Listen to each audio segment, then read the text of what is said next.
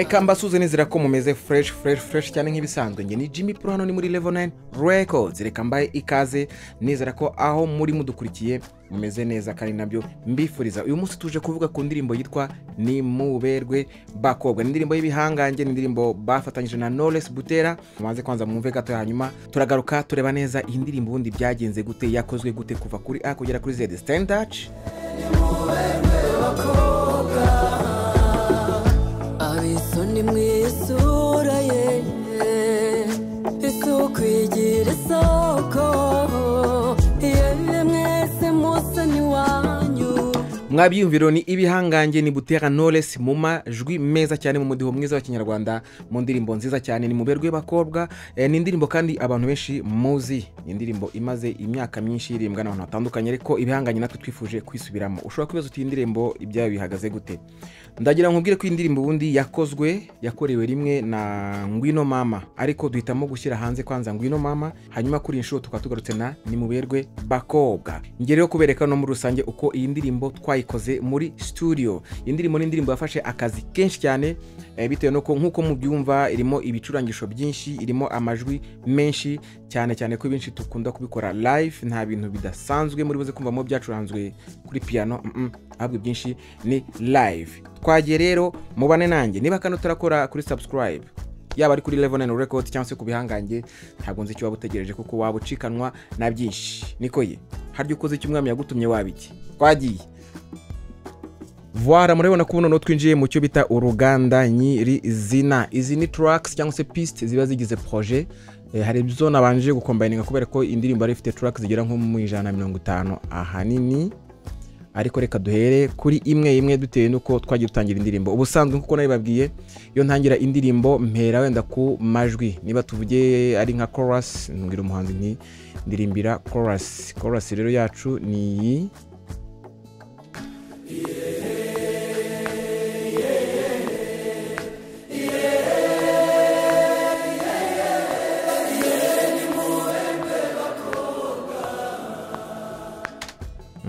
Kura kwa indirimbo dusanzwe tuzi twese, ubwo cyo gihe no gushaka codes zo umuntu yakurikira kugira ngo acurange iyi ndirimbo. Codes rero nakoresheje zibanze ni piano kubayizi,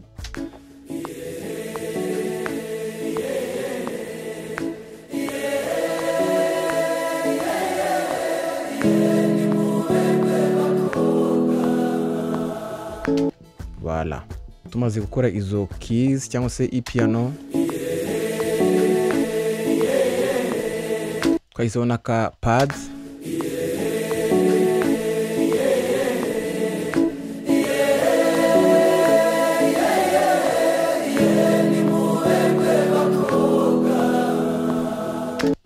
indirimbo kubayizi cyangwa se uko namwe muyumva ntabwo ifite codes nyinshi, no kuvuga ngo nizi indirimbo yose nuko icuranze. Tumaze kubona rero is codes progression cyangwa se uko muzika ibiri bugende, dutangira kwiga ku ngoma. Ahanini tuzi ko cyangwa se abantu bamenyereye ko indirimbo za gakondo zikunda kuba zifite umudiho umwe. Icyo kintu rero twibanzeho. Aha ngaha nibwo twiyambaza abantu basanzwe bamenyereye kuvuza ingoma, by'umwihariko umugabo witwa Musafiri. Kandi Musafiri afite YouTube channel, niba utarayigeraho rwose kora subscribe naho mushyigikire. Ni umwe mu bantu dukunda gukorana cyane mu ndirimbo, by'umwihariko mu ndirimbo za gakondo, bitewe nuko afite ukuntu agira amayide meza cyane muri studio, kandi ni umugabo w'umuhanga cyane. Twabanje gukora izi ngoma kick,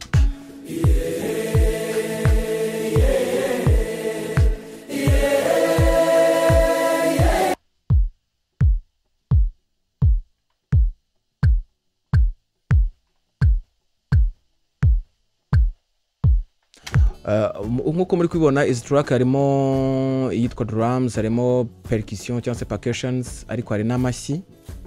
Aya mashyi twaravugije muri studio.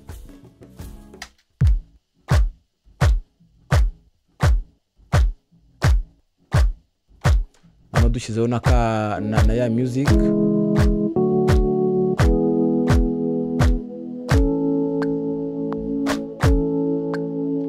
Urumva iyo dushaka twari gukora cha, ariko ni ikintu cyo kiri common. So umuhanzi aririmbye gutya,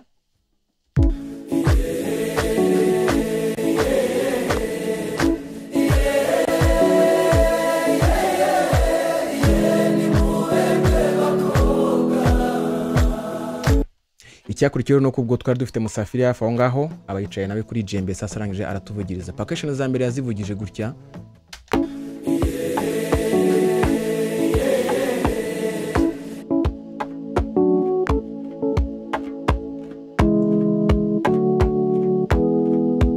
tukombayininze izi ngoma ze cyangwa se izi percussion ziwe na drums n'amashyi bigatanga ikintu kimeze gutya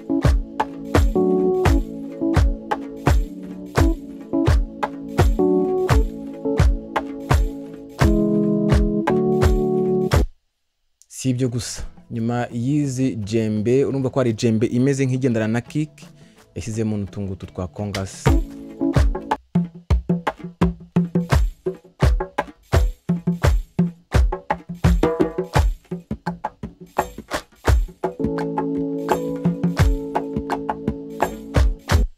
nyuma y'ahangaha yakurikijeho no na shakers yakoze shakers ziri mu buryo bubiri hari izi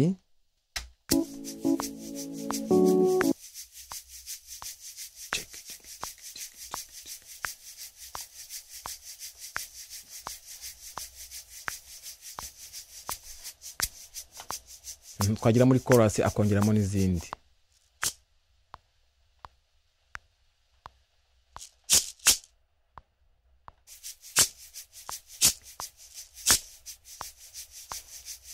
voilà ubwo muri rusange tumaze gukubitamo ingoma cyangwa se percussions tumaze gucurangamo n'izo keys n'amajwi ubwo twari dufite ikintu kimeze gutya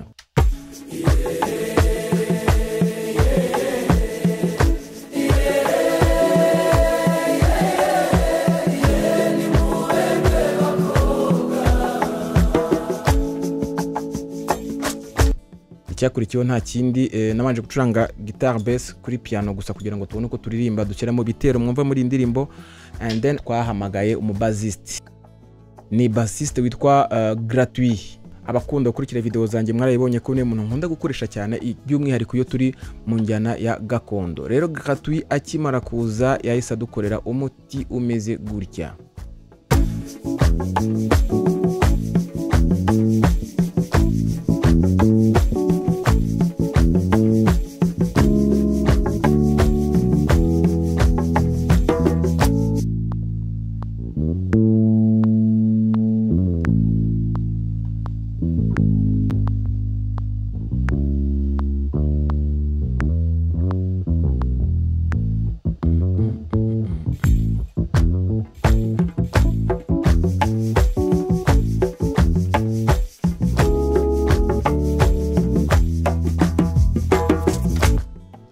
ibyo birangiye nanone ntabwo kandi byagarukiye ngo twese dushaka n'uwo bita Irene kuri guitar acoustique kubakurikira none video zanjye mwarabonye ko niwe nawe nkunda gukoresha kuko nawe numwe mu bahanga dufite kandi bakora ibintu neza cyane turacyari ku bihangange niba utarakora subscribe kuri Level 9 Records ku bihangange waba uri gucikanwa twagiye umusore wacu tumuhamagaye yarabanje mu bakarimbo ko kameze arangije adukorera utuntu tumeze gutya reka manze mubishe gitari ye yonyine idarimwe itari kumwe n'ibindi bintu and then tuza kubikombininga byose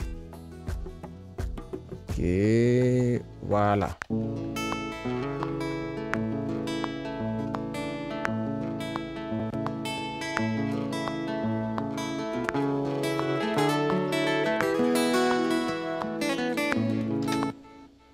none dushyira hamwe n'ibintu byose birabyifashe gutya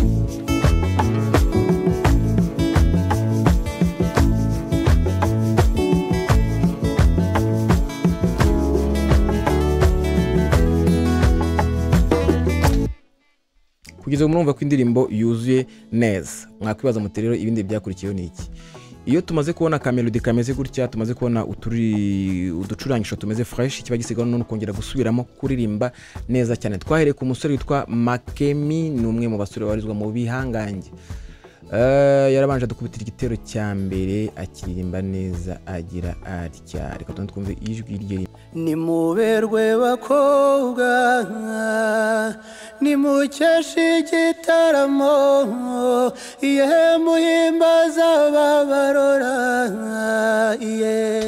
voilà nitugashyira hamwe rero nibyo twacuranze byose ubu gitero cyose cyari cyifashe gutya ni muberwe bakobwa ni mukeshi gitaramo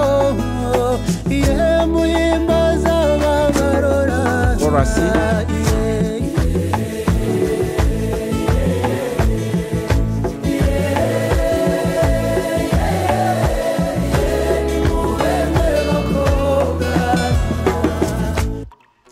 Nyuma y'igitero cya Makemi twakurikijeho uwitwa Karori. nitugera ku gicumbi we igicaniro kituze ye muzaze tugweragwere Nuwo nguwo Karori. Hanyuma dukurikizaho n'uwitwa Amani.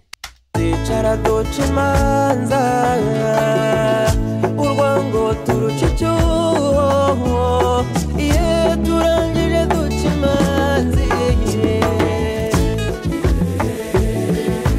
Nyuma rero y'ako kazi kose, nyuma yo gutunganya ibintu by'ibanze, nibwo twagiye kureba Butera Knowless. Twabasanze kuri studio ya Kina Music, hanyuma yumva indirimbo, yumva aho twari twateganyije ko azaririmba. Then igikurikiyeho twara muri kodinze ijwi rye nuko rimeze.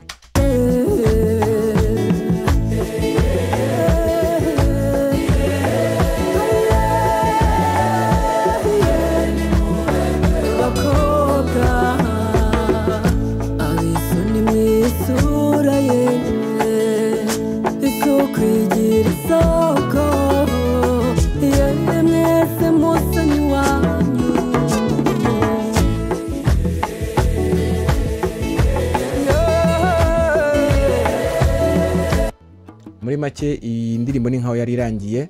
Twaragarutse muri studio noneho tujya gufinaliza. Niba wabashije kumva cyose nimo tarazana kuyumva uraza kubyumva. Igice cya nyuma cyangwa se agaparti ka nyuma karimo ibindi bintu bidasanzwe. Wakwibaza uti ni ibiki? Tega amatwi uwumve.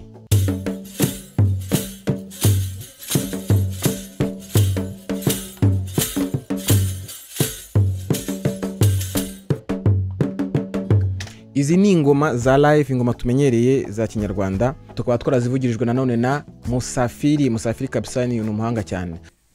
Tayari kurese bamuta Musafiri Jembe man.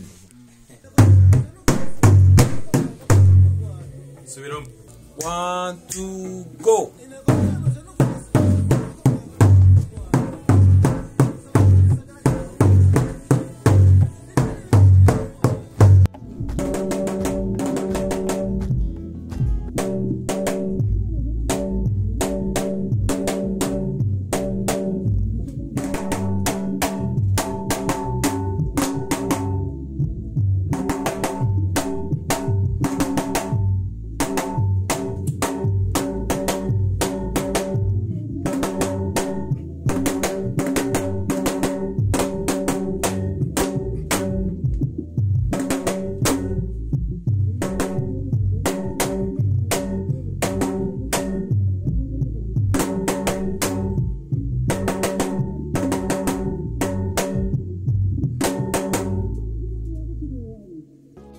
Ariko aya mayogi arimo na mayogi nayo twafashe live, dore ko twabigenje. Umusore witwa Amani yari yambaye cyane. Ubwo rero negereje microphone hasi nkuko mubibona, turatangira turarecording.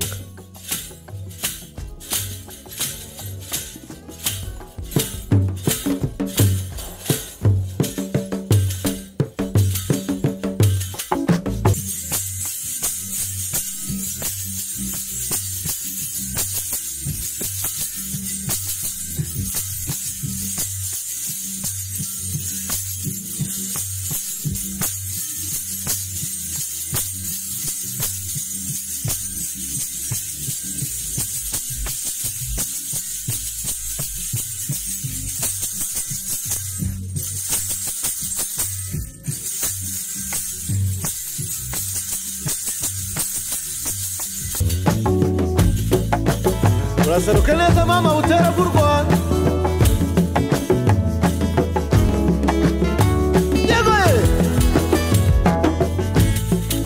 Ni mutataga niyo ni manzori muri yo mara kirenga nangwa n'umudere. Nanguze kuri umuvuma namba nangwa ngo tagize isarware nakaho mwanzo wabisha. Atone bwimba bwigize umwanzi imbere w'isura murasaneso. Niko ukoze icyo umwami yagutumye wabiki. Voilà. Ngaye nguko rero ibyibanzanga muri Level 9 Records byari birangiye.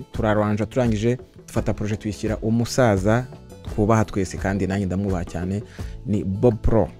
ni umuproducer ukora mixing na mastering mu buryo bwiza rwose, cyane ko nanjye mba nifuza ubudasa. Burya nugira uburyo ubona ko bishoboka by'umwihariko biturutse ku muhanzi, projet kuyikora uri producer umwe ukayirangiza birashoboka, ikana nziza cyane, ariko bibagize ufatanyije n'undi muntu wiziyeho ubuhanga kugira ngo iyo projet muyihuze ibitekerezo. So twafashe ro projet tujya kwa Bob kugira ngo dukore mixing, nkuko muri bibona yaratwakiriye, dufata umwanya nyine twumva projet, arangije ayikoraho akazi nawe katoroshye kandi turanamushimira cyane.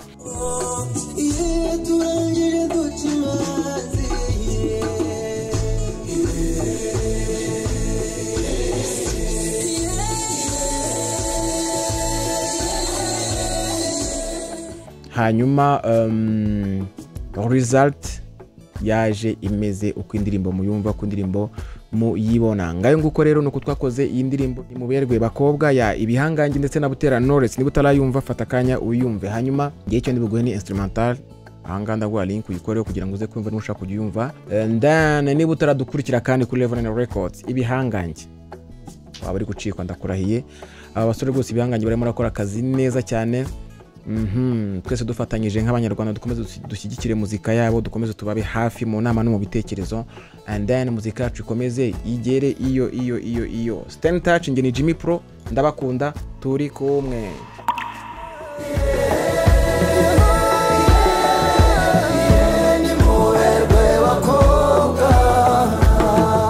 Nitugera ku Gicumbi we igicaniro kituze, muzaze tugweragwe